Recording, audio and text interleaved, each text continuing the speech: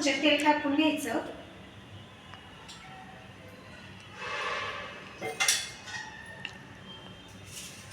आणि तेल तापलं की त्यामध्ये कांदा आणि टोमॅटो भाजून घ्यायचं. टोमॅटो आणि कांदा भाजून घेऊन त्याची आपण प्युरी बनवणार आहोत छोलेच्या भाजीसाठी.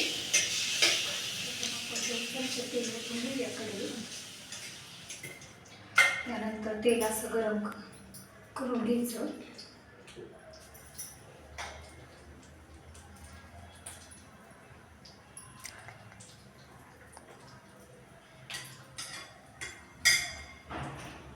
हे पहा, आपण टोमॅटो आणि कांद्याची प्युरी केलेली आहे. ही प्युरी चांगली बनवून झाली की आपण हे तेलात भाजून घेणार आहोत.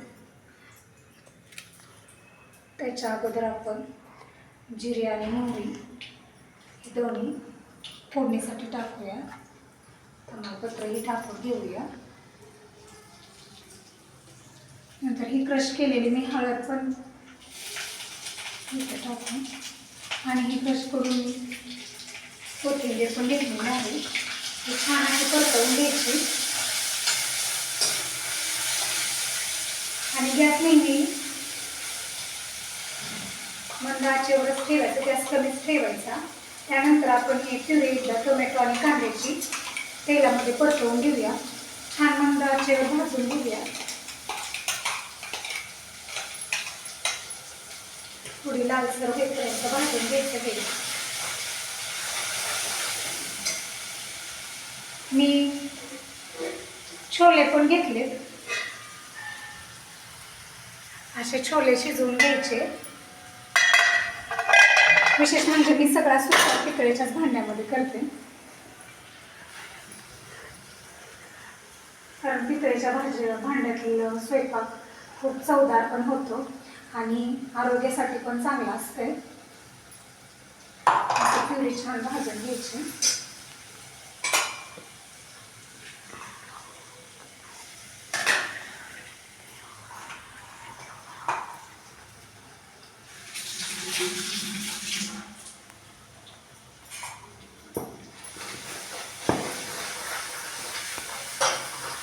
हे आपलं छान भाजून झालेलं आहे परतवून.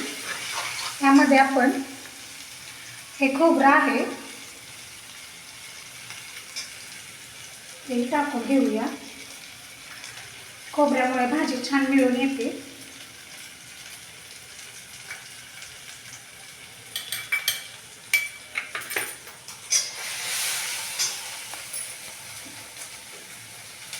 कसुरी मेथी पण टाकून घ्यायची. असं भाजून झालेलं आहे. त्यामध्ये आपण कसुरी मेथी टाकूया आणि ह्या मिरच्याही घेतल्यात. या मिरच्यामुळे ही छान टेस्ट येते छोल्यामध्ये.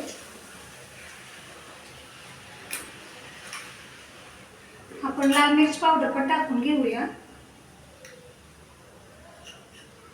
2 चमचे लाल मिर्च पावडर टाकली. हा छोले मसाला आहे. हा छोले मसाला पण आपण टाकून घेऊया.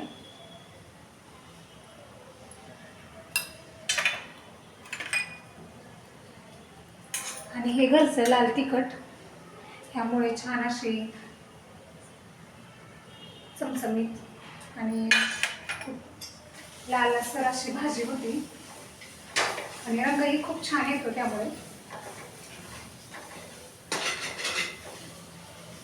बॅटर संपूर्ण भाजल्यानंतर हे मी असे छान असे छोले शिजवून घेतलेले आहेत. तर आपण यामध्ये छोले टाकून घेऊया. सर्वप्रथम फक्त छोलेच टाकायचे, असं एकदम असं पाणी नाही ओतायचं. तिथलं शिजलेलं छोले छान असे परतवून घ्यायचे आणि गॅस थोडासा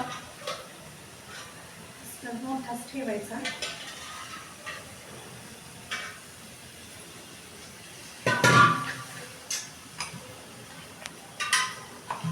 प्युरी पण मी वेस्ट नको जायला म्हणून त्यात थोडंसं पाणी भांड्यात टाकून घेते.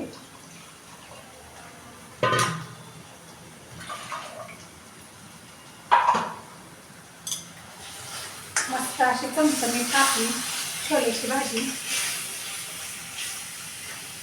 रेडी झालेली आहे.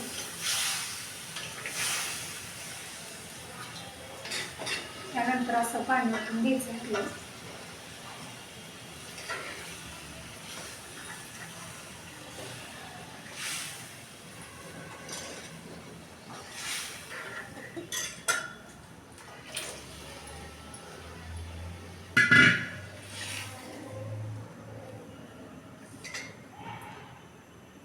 गॅसवर उकळून घ्यायची भाजी. स्मेल खूप छान येत आहे आणि छोलेची भाजी बनत आलेली आहे आपली.